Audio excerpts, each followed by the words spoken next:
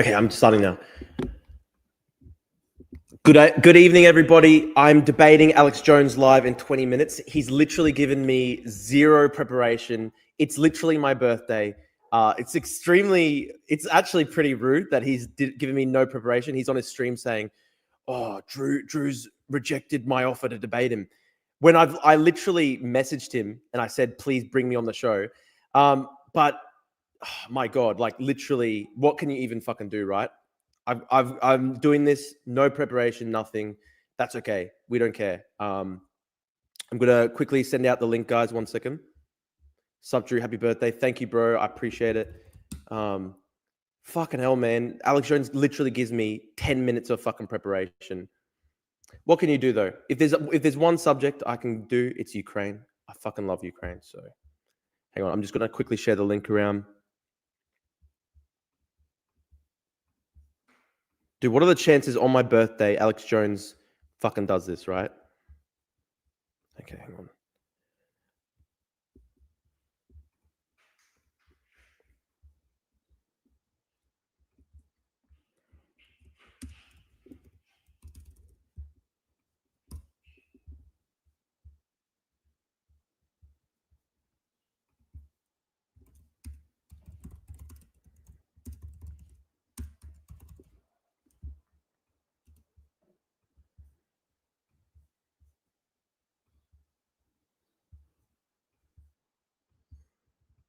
Yeah, I've got messages saying, is this actually happening? Dude, it's literally happening in 15 minutes, but I don't know. I've messaged his producer and like they haven't fucking properly messaged me or anything.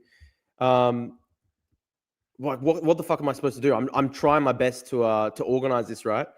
Let me bring up my Twitter feed, right? Hang on.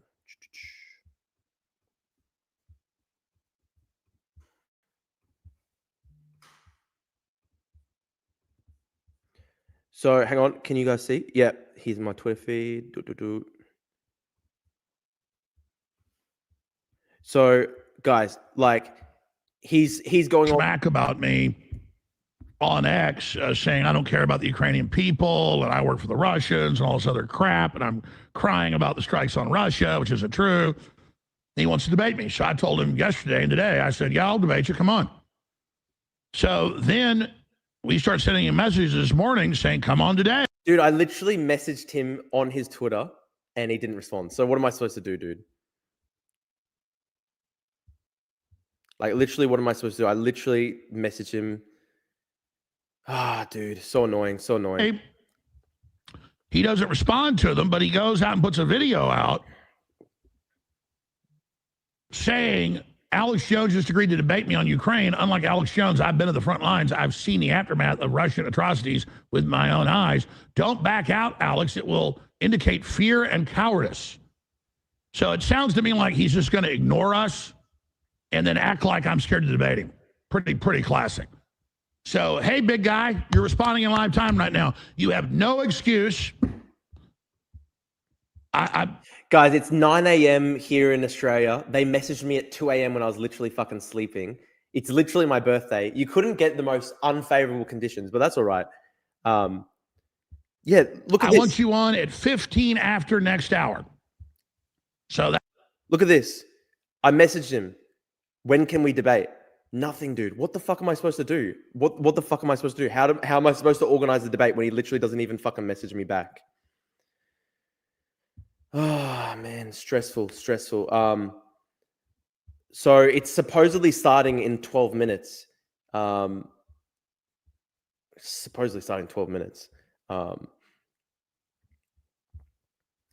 Lindsay is going to come on for like a second, and we're going to just quickly discuss. After was the Hunter stuff. I think it was considerable. I think Hunter was driving the decision making for the family in a way that people. He was almost like a chief of staff of the family. Does that strike you as pretty bizarre? It's bizarre because I think he is provably, demonstrably unethical, sleazy, and prone to horrible decisions. I mean, tell me how you really feel. Well, I mean, I just look at the record. I mean, after his brother died, he cheated on his wife with his brother's widow, and then got her addicted to crack. That's just one thing I could say. I mean, I don't have a lot of personal regard for him, and just based on having nothing to do with. I barely have ever met him. I've met him like once or twice, but I knew Bo. Bo was a great, upstanding guy. I knew him too. Really, A real loss for the country too, not just for his family, for the country. But Hunter is not that, and the idea of letting him drive the family car, as it were, is just really, really questionable. Okay, all right. So JP Lindsay is going to bring me on. Burisma is Russian. That's how big a factor was the Hunter stuff? I think it was considerable. I think Hunter was driving the decision making for the family in a way that people. He was almost like a chief of staff of the family. Does that strike you as pretty bizarre? It's bizarre because I think he is provably, demonstrably unethical, sleazy, and prone to horrible decisions. I mean, Tell me how you really feel.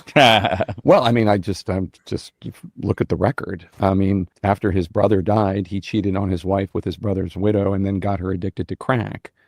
dude. Hunter's disgusting. Hunter's actually fucking disgusting.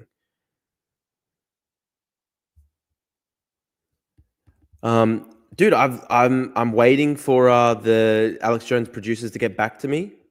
This is their message. Hang on. So this is their message. They messaged me at 2:31 a.m. Hey Drew, can you come on the Alex Jones show for the debate today at 2:15 Central Time? What time is 2:15 Central Time? Like they were asking me to debate at 3 a.m., which is like fucking ridiculous, right? So what can you even fucking do? The debate is supposedly happening in 15 minutes. I've got JP on. JP, thank you so much for joining, bro. Sorry for the last minute notice. I've been wanting to have you on the show for so long. Hey, Drew. Hello from Lviv, 2 o'clock in the morning. I'm awake, so let's go, man. Good to talk to you. Dude, I'm really glad you're awake because you're the guy I wanted to talk to. Man, give me the rundown quickly. Tell us your learnings about, Burisma, the fact that Hunter Biden was basically actually working for a pro-Russia company, right? This is going to be something he obviously is going to go into, right? Yeah, and indeed. And if I understand correctly, in about 30 minutes, you're going to be speaking with Alex Jones, right? Yeah, literally in like 15 minutes, dude. Okay, great. Well, so I don't know. I've sent them the message. I've sent them. I'm still waiting for them to reply. But yeah. What can you do? But yeah. Sorry, you. Well, I've seen from as an American here in Ukraine, and I've been here every single day since February 24th, 2022, reporting daily, and still in touch, of course, with people in the USA, and very often the American people who don't support Ukraine. It comes down to one word. It comes down to this word, Burisma. Yeah. And these are good-natured people, goodwill people. But it's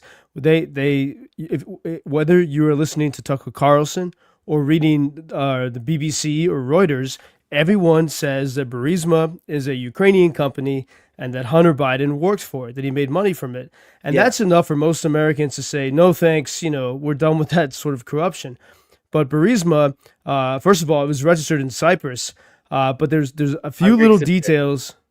Yeah, like your people, but nothing to do with you, and nothing to do with Cyprus. And Burisma's CEO, Mykola Zlochevsky, he was a member of the Yanukovych government, the pro-Kremlin government that controlled Ukraine, that helped the Kremlin plunder Ukraine, and which Ukrainian people sort of evicted in 2014. And so on February 24th, 2014, the Yanukovych regime fled from Kyiv to Moscow. Among the people who fled was the CEO of Burisma. And it was from Moscow that the Burisma CEO first met with Hunter Biden's business partner, Devon Archer, which is very interesting because Devon Archer, by the way, recently pardoned by Donald Trump. And Devon Archer, in congressional testimony in 2023, said that he almost was shocked as he was saying this. He said, I can't believe this, but the day that Putin was taking Crimea, I was in Moscow meeting on behalf of Hunter Biden with the CEO of Burisma. And so Burisma, it's very important clarification. And this optic change really can change the entire story for many people about Ukraine. Burisma is not Ukrainian. Burisma is exactly the type of pro-Kremlin corruption that the Ukrainian people were kicking out of their country in 2014. And Burisma had an interest, Drew, in getting in the Kremlin taking control of Kyiv again, because then the corruption could return. And so what does Burisma do in 2014? They're trying to find their best solution. They hire the sort of, ne'er-do-well crack addict son of Joe Biden, a huge sum of money. Joe Biden is vice president then, and he was in charge of much of Obama's foreign policy. And what happens? Obama, Biden do nothing to help Ukraine, while Russian interests from Moscow are paying Joe Biden's son. That at least should raise concerns. But then fast forward to the past few weeks, extraordinary things have happened. Jake Tapper's new book, he's sort of, maybe a little bit disingenuous at times, sort of issuing this mea culpa for not being, for the press not doing their job, reporting on Biden's mental health and mental fitness. Well, Jake Tapper in his new book, he reports that in many ways, Hunter Biden was the de facto chief of staff to Joe Biden. He was sort of like the grimy warm tongue whispering into his father's ear, telling him what to do. This is extraordinary because, Bro, I've just got a message from Alex Jones. He's saying now to do it tomorrow. What the fuck? He literally, what the hell, man? I literally, oh my God, this is so fucking frustrating. I literally messaged him, dude. He messaged me at 4 a.m. in Australia time. Oh my God. Oh my God, well, dude. It'll be tomorrow. What, same time tomorrow? Yeah. Hang on. Sorry, one second. I just, hang on. I got to try to find, what the fuck, dude? This is good, man. More time to prepare. More time's actually good. But fucking hell, dude, the last minute, the way he's fucking me around, I literally dropped everything my time morning. And it's like my birthday, right? And then he oh yeah, happy birthday, by the way. Thank you, man. Thank you. But it's just funny, like he messaged me at 2 a.m. Australia time, 2:30 a.m. I think. And then I messaged him and I said, I can do it now. And then he says on his stream, bring me on in an hour. I'm bringing you on in an hour. So I fucking cancel everything. I had breakfast with my family for my birthday. I cancel everything. And then now he's saying, oh, we're doing it tomorrow. It's such a fuck around, man. Hang on. I mean, this is actually probably good because we can just chat maybe for like, a little bit longer and talk about Burisma and stuff and then do it tomorrow. But fucking hell, like, hang on, let me try see. Hang on. Let me try bringing this up on the stream so people can see. This is such a fuck around. Hang on. Okay, hang on.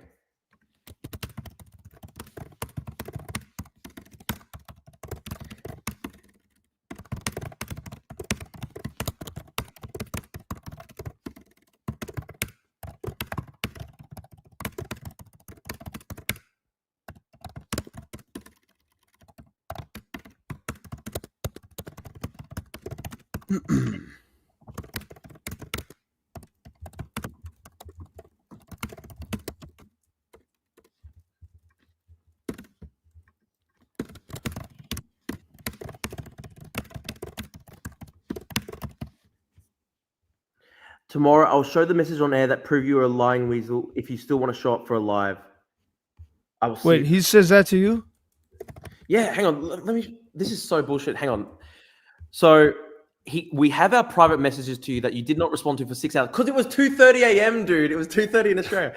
At the same time, you were live on X claiming that we were scared to debate you. Tomorrow, I'll show the message on air that proved that you're a lying weasel. If you still want to show up for a live debate, I will see you at 2 p.m. Central tomorrow. What time's 2 p.m. Central time? Hang on. Sorry, 1 second, bro. I just got to quickly find. Oh, it's just crazy because I literally canceled my breakfast this morning with my family. Tell me it's your birthday. Yeah, it's just funny coincidence, right? Hang on. So 2 p.m. Central time. He wants me to debate. Hang on. I'm trying to work out what time this is going to be in Australia. Sorry, man. Sorry, 1 second. 2 p.m. Central, yeah. So he wants me to debate 5 a.m. tomorrow Australia time. I mean, look, I can do it. I'll wake up. I'll set like 50 alarms, right?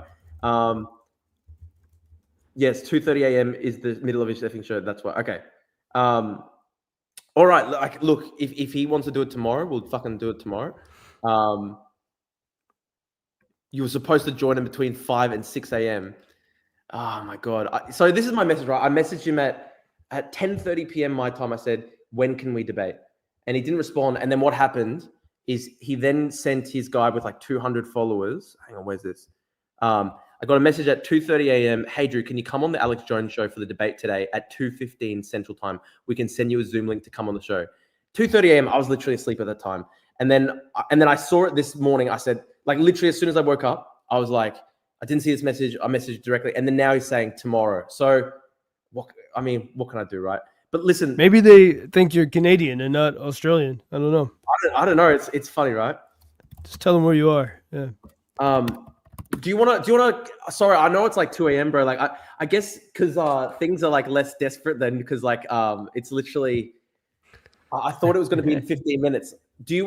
We can keep talking now if you're tired. We can maybe we can do one like tonight or something like that. My time, which would be your time, like morning in Lviv.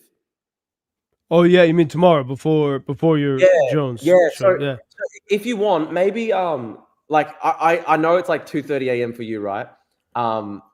So do you want to maybe when you wake up in Ukraine time, maybe I can have you on the stream then, and we can just have like an hour-long discussion, like talking about like Burisma and all this stuff. Yeah, as you wish, man. Now, or I mean, since we can do it now or tomorrow. We can do it now. It's up to you, dude. I just feel bad for you because it's like 2:30 a.m. in Ukraine. Yeah. Well, since we're here, maybe might as well do it now. Yeah. I mean, if there's any gaps, I mean, because I'm glad you contacted me on this because surely he's going to bring this up, Burisma. Yeah, dude. And look, I've been wanting to talk to you for so long, and I apologize that we haven't been able to do it on the show. Is it on your YouTube? I'm trying to bring up. You've got a really good video on this somewhere that I want to bring up. I've done so many there, but someone just shared it in your. Oh, someone's sharing it. No, yeah. No, it's all. These are all because they're short videos. Hang on, let me get it for you. That's how I saw you guys were talking about it. It's in your thread. Oh, here we go. This Eternal Vigilance. Hang on, let me. I'll text it to you right now on the. Yeah. You text me and I'll see the link. That's how I knew you guys were talking about it. Some other someone else wrote, "Hey, if Alex Jones brings up Burisma or Nuland, actually, this is about Nuland." Yeah, Nuland. That's a good one to talk about. Oh, SK Media as well. I've got to talk to SK Media too. Hang on. Okay, I've got the Nuland one up. Let me bring this up. I mean, if you want to do this tomorrow, I can have our top 2 or 3 Burisma videos ready for you. Look, we could do like another like 10 minutes now because we've got some people watching, and then maybe let's do that. Yeah. Okay. We can follow tomorrow. I mean, so Unpopular Reality. Victor Nuland, a State Department lady with main character syndrome, actually tried to stop Ukrainians from having a revolution. Yeah, okay. This is interesting. At the Parliament building. Nice to meet you, Mike. Nice to meet you, Joe. You're one of those guys that when you talk, like, God, I wish what he's saying isn't true. Good thing it's not true. Let's take a look. The U.S. did effectively January 6th, the Yanukovych government out of power in 2014. I mean, we literally had our Assistant Secretary of State for Europe and Eurasian Affairs, Victoria Nuland, handing out cookies and water bottles to violent street protesters as they surrounded the Parliament building and ran the democratically elected government out of office. If you think handing out cookies can topple a powerful Kremlin-backed machine, you're insane. Fuck you, man. Why does Joe Rogan think that Victoria Nuland orchestrated Ukraine's revolution? Simply because she gave protesters cookies? Yeah, it's so dumb. In reality, the Ukrainian people refused Nuland's machinations. In 2014, a leaked phone call revealed that Nuland, State Department official, was discussing a deal that could keep in power Ukraine's Yanukovych government, which tens of thousands of Ukrainians had been protesting for months. Yes, Nuland was working to make a deal with the regime that the Ukrainian people hated. But guess what? The people didn't listen to her or to the EU bureaucrats. And soon Yanukovych fled, and the people won. Nuland could help this situation a lot if she publicly admitted she was not a main character of Ukraine's maiden revolution. But what lifelong bureaucrat wouldn't want to be seen as a powerful orchestrator? That's a good point. Tell us more about Victoria Nuland. Well, I mean, we've heard the 2 big bugaboos for Americans who oppose Ukraine are Burisma and Nuland.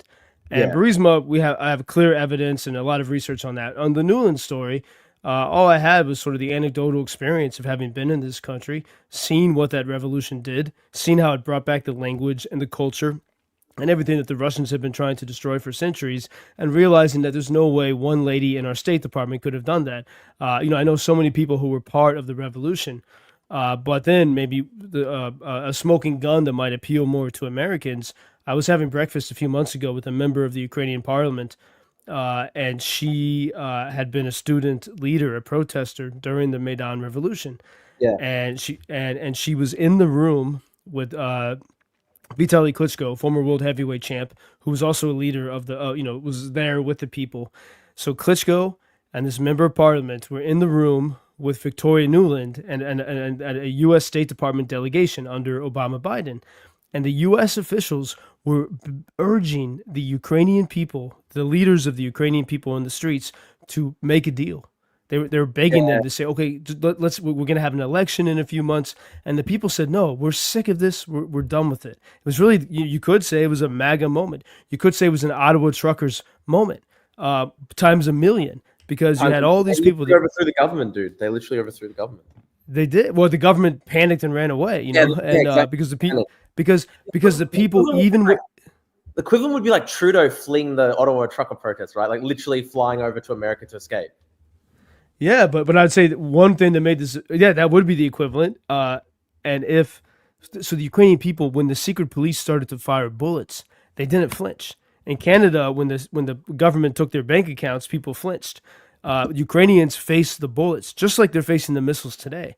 But you're right. The equivalent would be if Trudeau had fled to Vermont or something. And so it was the Ukrainian people.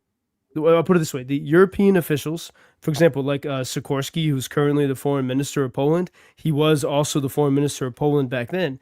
There's a famous video clip of him in 2014, and he was exasperated. He was saying to the protesters, "If you don't go home, you're all going to die." And so the Henry Kissinger elites were trying to control the protesters while pretending to be on their side. And the people said no. So the idea that Victoria Nuland organized it is absolutely preposterous. She was in that old Washington way, trying to manage the situation. And I think she kind of loves the folklore about herself now because, as we said in that video, she's never tried to correct the record to say, hey, guys, I didn't really make the revolution. Her name alone. And the reason why her name has become this bugaboo is because Americans, are rightly fed up with Washington. After 20 years of Iraq and Afghanistan, of all the meddling, they don't trust Washington, and they're right not to trust Washington. And so all the Russians have to do is to push this convenient little narrative. Oh yeah, this little Valerie Plame, this Victoria Nuland, one agent of the U.S. government could transform Ukraine. And so that narrative resonates with Americans who are frustrated with Washington. But once you get into the details of it and pick it apart, you see that it has nothing to do with the reality. And this is what's so difficult for me, Drew, is that if most Americans, Republicans and Democrats and MAGA, if they knew, just the degree to which Ukrainian people love freedom, that back then they were willing to face tear gas and bullets, and now they face ballistic missiles, they would be on their side. But it's not Ukraine that Americans are frustrated with. It's Washington. Yeah, dude, exactly. That's actually such a good point, honestly. Listen, I just, it's a shame that it's a shame that it just all fucked around so much. But listen, how about we do we can have a proper good discussion like morning your time, which will be my evening time. So I can call you up this evening, and then for me, and we can have a proper discussion. We'll do I'm going to do the whole day debate prep for tomorrow then.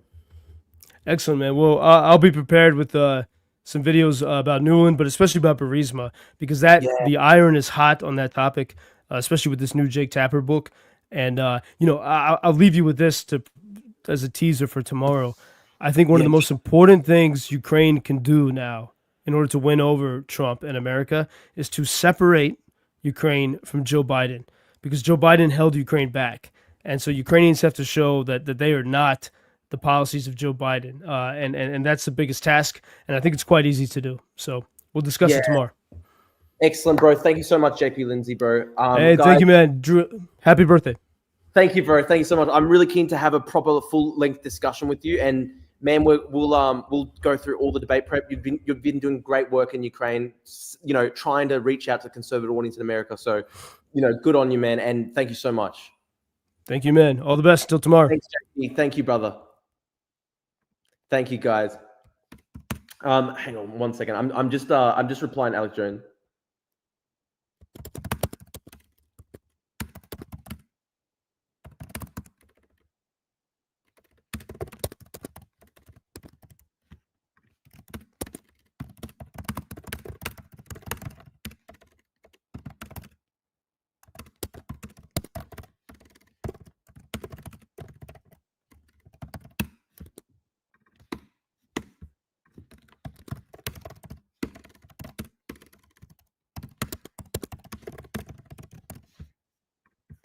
Holy shit! What a crazy morning this has been, guys. You know, I canceled breakfast with my family. I dropped everything. He says we're gonna do it. We're gonna do it, and then yeah, I messaged Alex Jones. He didn't reply. Sent a guy with 300 followers to message me at 2:30 a.m. my time to ask me to debate at 4 a.m. I replied as soon as I woke up, but Alex now says the debate will be 2 p.m. Central tomorrow. Okay, dude, see you tomorrow. What can you do, guys? I was frantically rushing to prepare, canceled everything, but look, at least it's on now. We have our private messages to you that you did not respond to for 6 hours because I was fucking asleep, dude. You messaged me at 2:30 a.m. At the same time, you were live on X claiming that we were scared to debate you. No, I was literally fucking asleep, dude. Tomorrow, I'll show the message on air that prove that you're a lying weasel. If you still want to show up for a live debate, I will see you at 2 p.m. Central tomorrow. 2 p.m. Central tomorrow. We're going to do it 2 p.m. Central tomorrow. Best birthday present, Jones pussing out of debate, Mr. Truth Teller my ass. Look, honestly, it's a good birthday present, isn't it? But it's fucking crazy. Call him a pussy and too afraid to debate. You might as well big up yourself and step into the public enemy persona. Listen, we're going to do it tomorrow. We're going to do it tomorrow, 2 p.m. Central. Oh my God, dude, Cap the Dreamer, American Patriots are with you. Oh, he's deleted it. Screenshotting that clown. So fucking convenient for Alex Jones, eh?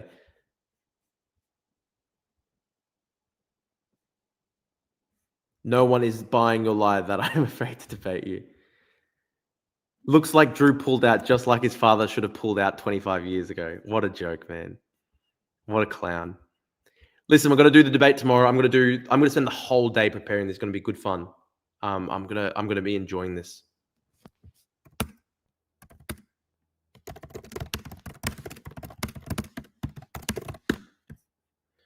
What an insane morning. What an insane morning. Dude, it's my birthday. I cancel family breakfast with the family.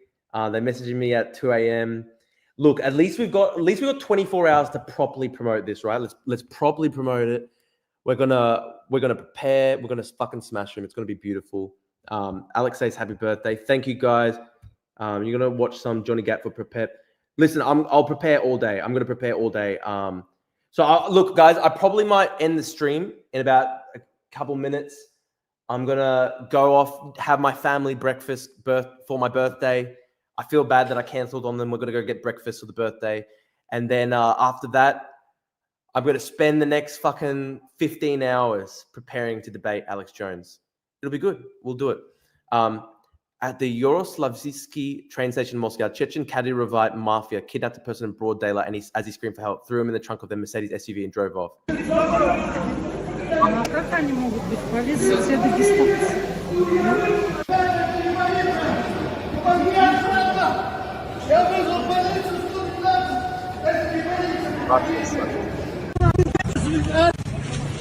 Holy shit, they bundle him into an SUV. Broad daylight. Мама, спасите, ребят!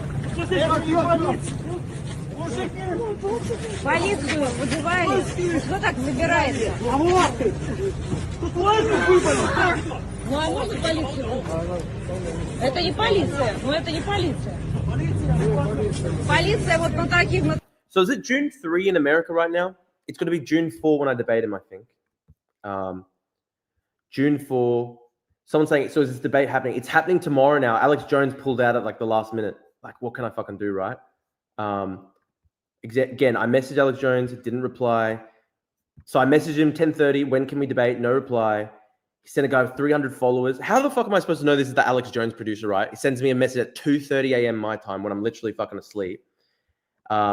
Asking me to debate at 4 a.m. I reply as soon as I woke up, but Alex now says it's going to be 2 p.m. Central tomorrow. So what can I do? What can I fucking do? I tried my best. We're going to do it tomorrow. I'm going to go off, have a breakfast with my family now. Thank you guys for tuning in. A short little preparation. We're going to do it tomorrow. We're going to do it tomorrow. It'll be good fun. Gives me more time to prepare. Gives us more time to promote it. All right, guys. I'll see you tomorrow. Thank you. Thank you so much.